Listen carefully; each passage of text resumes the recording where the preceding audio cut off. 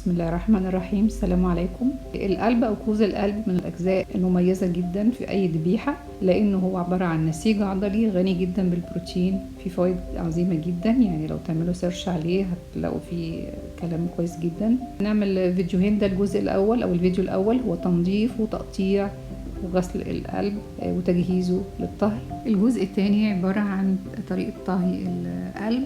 انا فعلا بجهز الفيديو هنزله على طول، اول ما ينزل هسيب اللينك في صندوق الوصف. اسيبكم دلوقتي مع الجزء الاول وانتظروني في الجزء الثاني.